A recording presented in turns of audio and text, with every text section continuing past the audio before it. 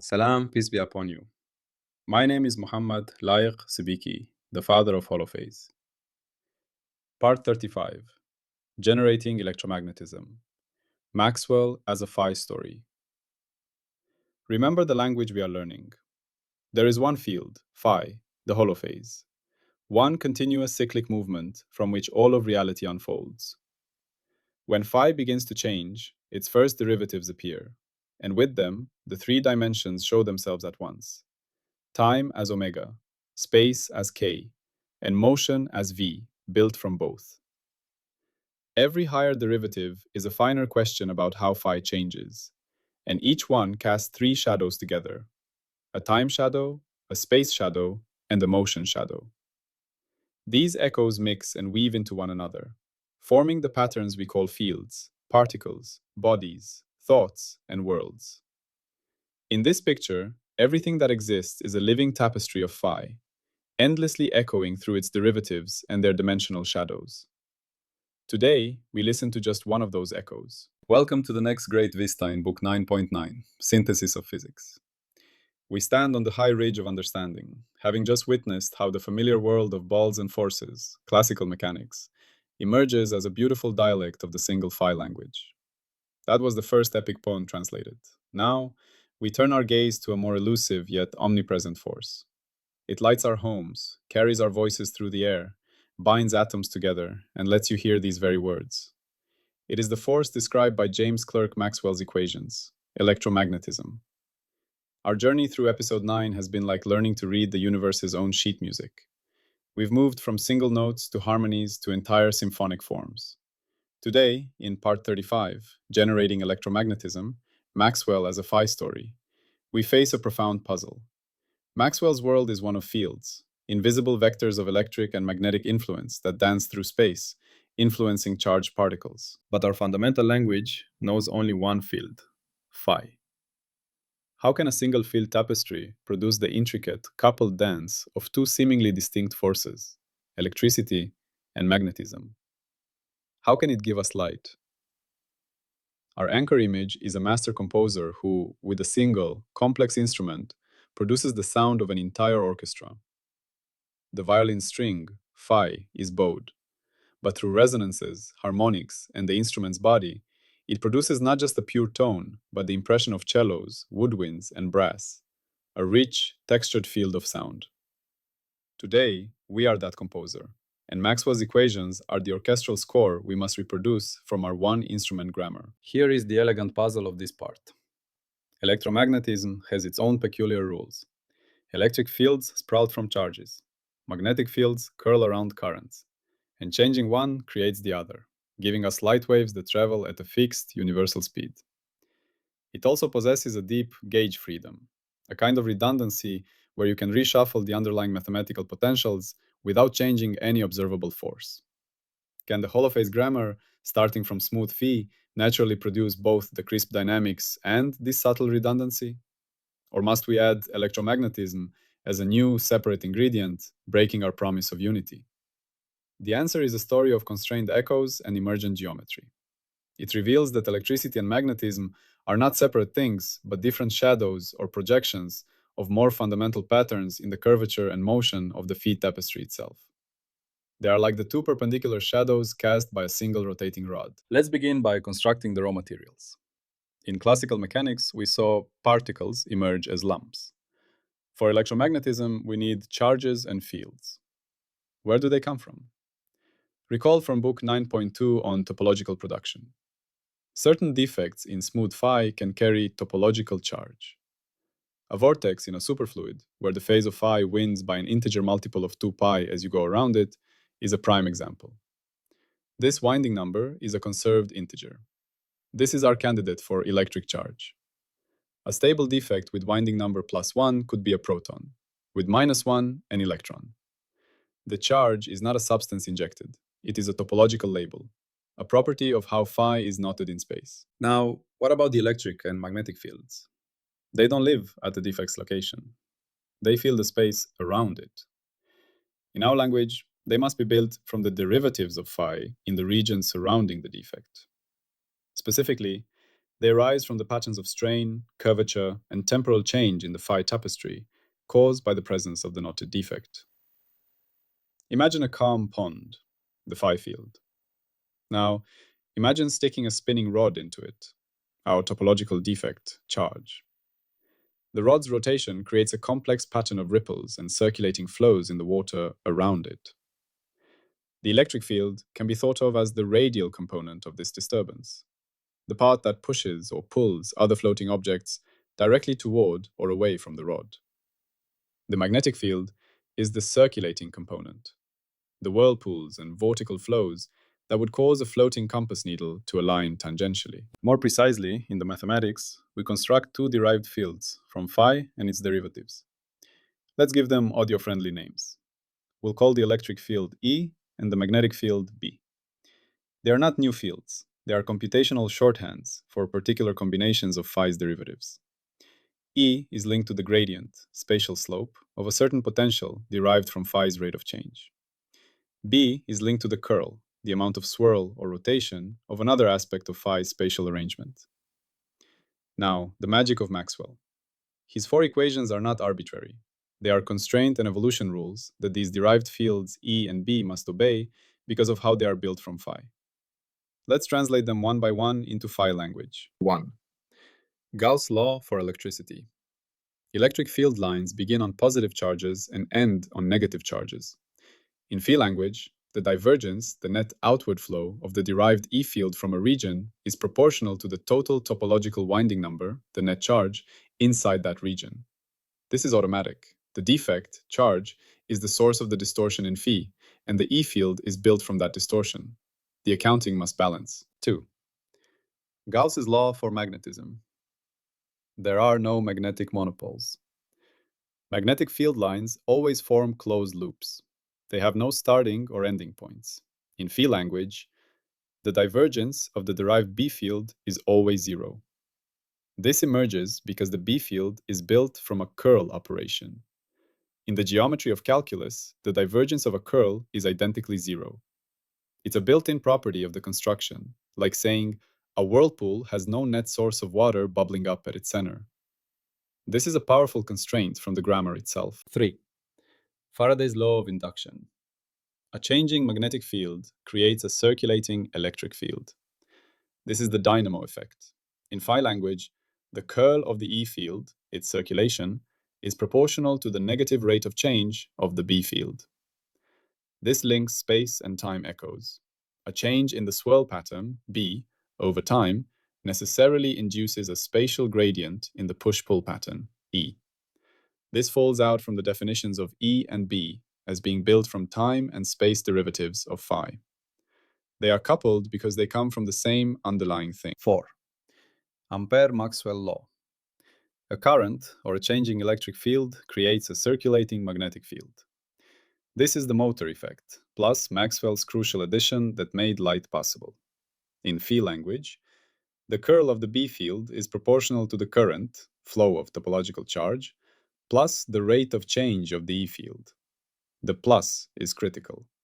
It says the swirl, B, can be caused by moving charges or by a changing push-pull pattern, E. This symmetry with Faraday's law is what allows self-sustaining waves. So here is the point.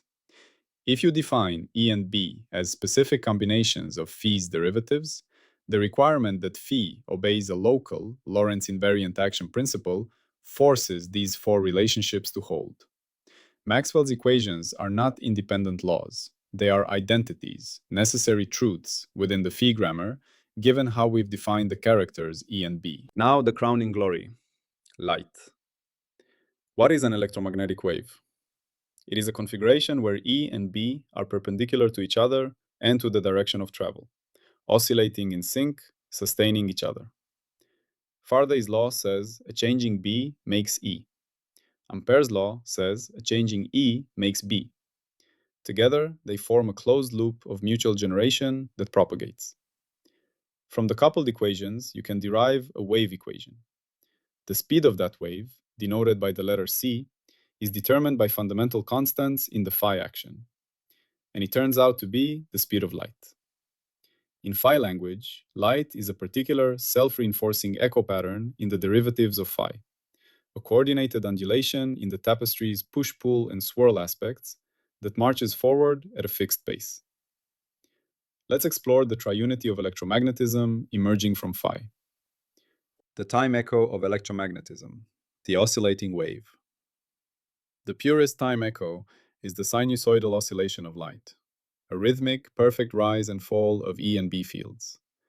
This rhythm, with a frequency omega, is a direct manifestation of a harmonic solution to the wave equation derived from phi. The time echo is the unwavering frequency of a laser beam or a radio carrier wave. The space echo of electromagnetism, the field line pattern. Look at iron filings around a bar magnet. They trace out elegant curved lines, the magnetic field lines. This is the spatial signature of the B field's curl. The electric field lines between charged plates are straight, parallel lines, the signature of a uniform gradient. The space echo is the visible geometry of influence, the map of how a charge would be pushed or a compass would turn at every point. The motion echo of electromagnetism, the propagating front. When you flip a light switch, the room illuminates not instantly, but at the speed c. This is the motion echo, the propagation of change at a finite universal speed. The electromagnetic news of the switch circuit travels as a front through the phi tapestry, affecting derivatives in one region after another. This finite speed is baked into the coupling between the time and space derivatives in Maxwell's equations as derived from phi. Now we must address the deep symmetry. Gauge freedom.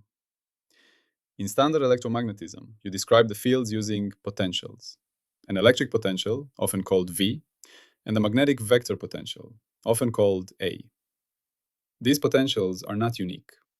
You can add certain mathematical wiggles to them, a gauge transformation, that completely cancel out when you calculate the actual physical E and B fields. It's like saying you can change the labeling of the contours on a map without changing the actual slopes of the hills. This redundancy is fundamental. In phi language, where does this come from? It comes from the fact that the E and B fields are built from derivatives of phi, or related potentials. Whenever you define something by a derivative, there is an ambiguity. Adding a constant doesn't change a slope. More complexly, adding the gradient of any smooth function to the magnetic vector potential A leaves the magnetic field B, which is the curl of A, unchanged. This gauge freedom corresponds directly to a local symmetry in the phi action. It is the statement that the physics only depends on differences in certain aspects of phi, not their absolute values. The gauge symmetry is not an add-on. It is a direct consequence of constructing forces from the geometry of a more fundamental field. Let's locate this magnificent synthesis on the master tree.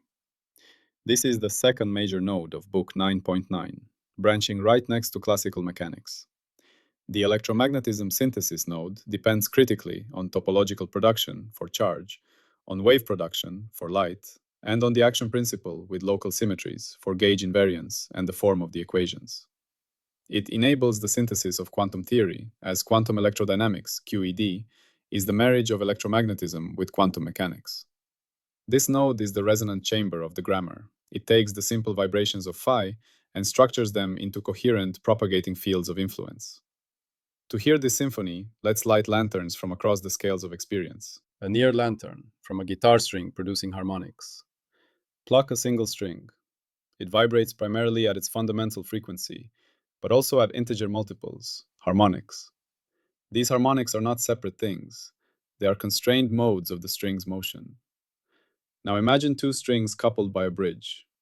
Pluck one, and the other begins to vibrate at a specific frequency. They exchange energy in a coordinated way. This is a parable for coupled fields. The phi field is like the complex vibration of the instrument's body. The derived E and B fields are like specific, coupled vibrational modes of that body, like the air pressure mode, which pushes, and the torsional mode, which swirls, that can excite each other and propagate sound, light, through the room. A middle lantern from global weather patterns. The Earth's atmosphere is a single continuous fluid, yet we describe it with separate fields, pressure fields, temperature gradients, wind velocity fields, which have both speed and direction, a vector field like E or B. These are all derived from the underlying motion of air molecules. Equations like the Navier-Stokes laws govern them, showing how pressure gradients, like electric fields, cause winds, currents, and how temperature changes induce pressure changes. The Coriolis effect makes winds curl, akin to a magnetic-like force. The system exhibits rich wave phenomena, Rossby waves, gravity waves. While not perfect analogs, they show how a single substance, air, yields multiple, interacting derived fields that obey complex, coupled equations. A far lantern from the 19th century unification itself. Before Maxwell, electricity and magnetism were separate sciences. Coulomb studied static charges. Ørsted and Ampère studied currents and magnets. Faraday discovered induction. These were disparate dialects.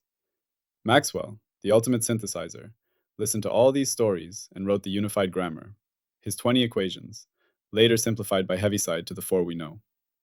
He discovered that a missing term, the displacement current, was needed for consistency, and that this term predicted waves of light. His act was a perfect example of what we are doing, taking phenomenological rules and deriving them from a more coherent, deeper grammatical structure. We are simply taking a synthesis and weaving it into an even deeper tapestry. What is the specific language role of electromagnetism within Holophase? It is a derived lexicon and set of phrase structure rules. The lexicon defines the terms charge, topological defect label, E field, specific first derivative pattern, B field, specific curl pattern. The phrase structure rules are Maxwell's equations, which dictate how these terms can be legally combined into sentences, configurations, and how those sentences evolve, dynamics. It is a subgrammar, a specialized dialect for describing a certain class of phi patterns involving topological defects and their long-range oscillatory influences. The core question this part asks about phi is, can the topological defects and derivative structures of phi be arranged such that their long-range mutual interactions are faithfully mapped by the mathematical objects and constraints known as Maxwell's equations, including the propagation of waves at a universal speed and the presence of gauge symmetry? We are moving from asking how phi creates lumps to asking how it creates influence. What does this synthesis do? It demystifies electromagnetic fields, showing them as useful abstractions, not primitive entities. It explains why Maxwell's equations have their specific, elegant form. They are geometric necessities. It unifies charge, a topological property, with force fields, derivative patterns, showing there are two aspects of the same phi knot. It preserves all the stunning successes of classical and quantum electrodynamics, but roots them in a simpler foundation. Now, stability and change. This electromagnetic synthesis holds in the classical field theory regime, where quantum effects are negligible and fields are smooth. It breaks down at the scale of the defect core itself, the size of an electron, where our smooth derivative description may fail, and at very high energies where quantum fluctuations become dominant. This is where we will need the quantum synthesis, but within its domain, it is exquisitely precise. This brings us to the falsifiability thread. The claim is bold and testable. The prediction spine. 1. Any phenomenon perfectly described by Maxwell's equations must be replicable by simulating an appropriate phi model, extracting the derived E and B fields, and showing their evolution matches Maxwell's time evolution. 2. The fundamental constants of electromagnetism, the speed of light c and the impedance of free space, must be calculable from parameters in the phi action. 3. The gauge symmetry of electromagnetism must be identifiable as a direct consequence of a redundancy or symmetry in the phi description. The fail condition, falsification. This would occur in two main ways. 1. Irreducible independence.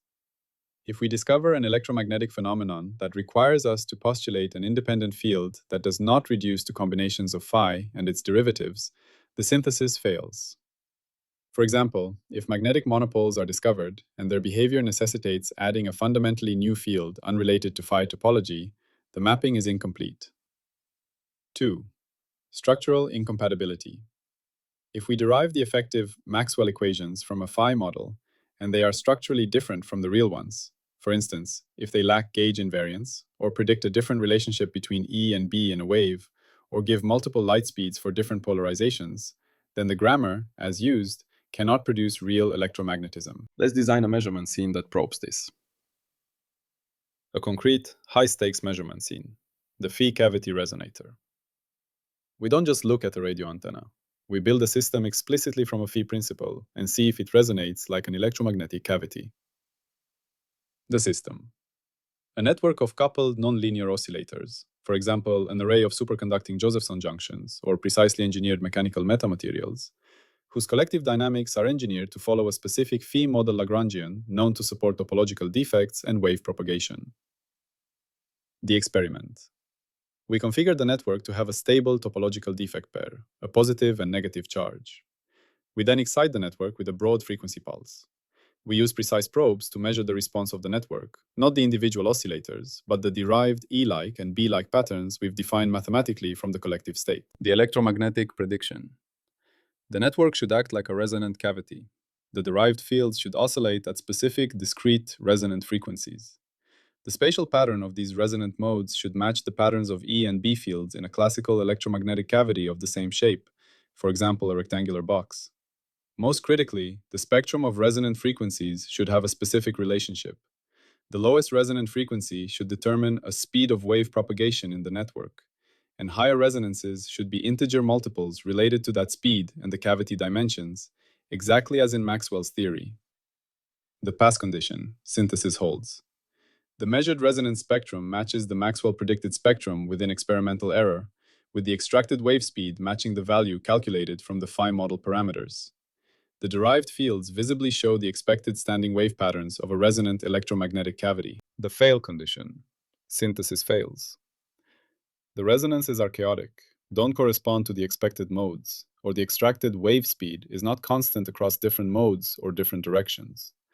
This would show that the Phi model, while perhaps having waves, does not produce the specific coupled dynamics of electromagnetism. This is the level of specificity required. It's not enough to have waves, they must be Maxwell's waves. Let's cultivate a practical recognition skill. You can train your mind to see coupled field dynamics in many complex systems. Look for mutual generation. Watch a feedback loop between a microphone and speaker.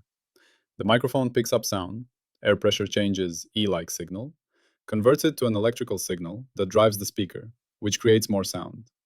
This mutual generation, if unchecked, leads to a propagating screech, a wave of instability. The coupling between the audio field and the electrical field is a crude analog of the EB coupling. Observe the predator-prey cycles of lynx and hares. The hare population, E field, grows, providing more food for lynx, B field. The growing lynx population then reduces hares, leading to fewer lynx, allowing hares to recover.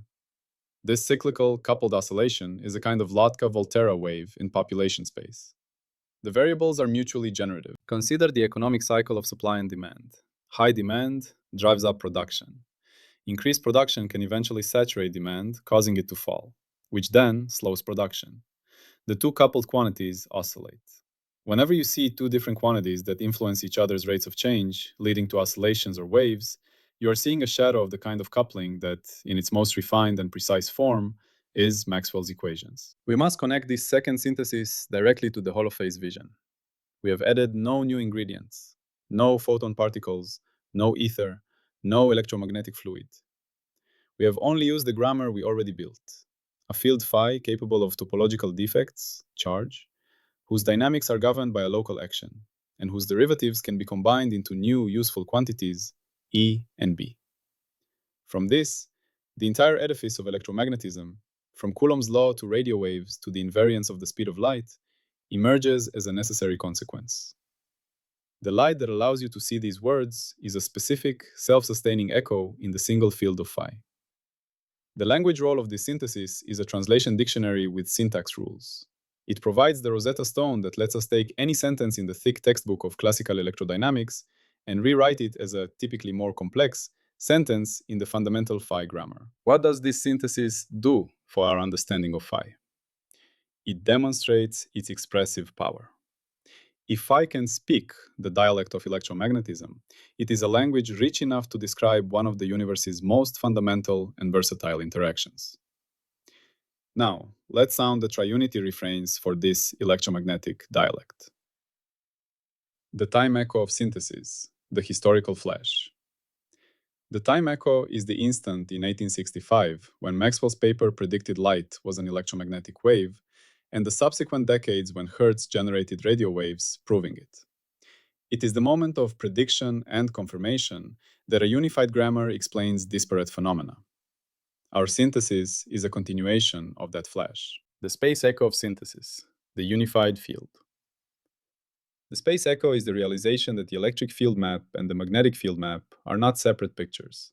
They are two cross-sections of a single, richer, geometric object called the electromagnetic field tensor, which itself is a particular arrangement of phi's derivatives. The space is unified. The motion echo of synthesis, the constant c. The motion echo is the unwavering speed of light, the ultimate speed limit. In phi language, this is not a postulate. It is a derived conversion factor between the units of time and space measurements that naturally appear in the phi action. It is the pace at which phi's echoes can coherently self-propagate. This is where we stand on the master tree. The electromagnetism synthesis is a luminous fruit on the book 9.9 branch, shining with the same light it describes.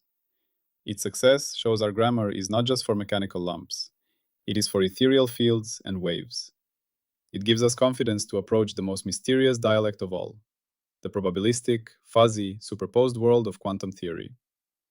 If you want to see the full mathematical derivations and exact equations behind this idea, the explicit construction of E and B from phi derivatives, the derivation of Maxwell's equations from a phi action, the identification of the gauge symmetry, you can search for Holophase on Zenodo.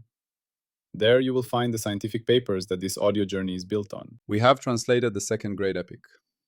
The invisible forces that power our civilization are not foreign invaders in the universe. They are native expressions of its only substance, phi, playing out a specific, beautiful grammatical game. Our journey in Book 9.9 now turns to its most challenging, yet most essential translation. We have seen phi generate deterministic trajectories and classical fields. But the world at its smallest scales is not deterministic. It is probabilistic, paradoxical, and governed by the rules of quantum mechanics. Can the holophase grammar, which seems so smooth and classical, possibly account for the wave function, superposition, and uncertainty? In the next part, we will see how phi writes the stories of quantum theory. Before we end, the mandatory zoom out to hold our scope. Electromagnetism as a feed dialect shows that force fields and light are not primitive. They are grammatical constructs, dynamic verbs, and propagating sentences, in a story whose only fundamental character is the cyclic field phi and its relational echoes. One field, phi, plus its infinite derivatives, plus the recognition that certain derivative patterns obey constraint equations identical to Maxwell's. From this, the entire electromagnetic universe emerges. We have not diminished the wonder of a rainbow or the utility of a motor. We have traced their lineage back to a common, elegant source. As we conclude, hold the image of the master composer and his one-instrument orchestra. He has just played a passage that perfectly mimics a full brass fanfare and the string section. The audience hears the rich, coupled fields of sound. He knows it all came from the careful excitation of a single, complex string. The holophase grammar is that instrument. Maxwell's equations are that fanfare. And we are learning to be both the composer and the listener, in awe of the unity. Salam, and peace be upon you.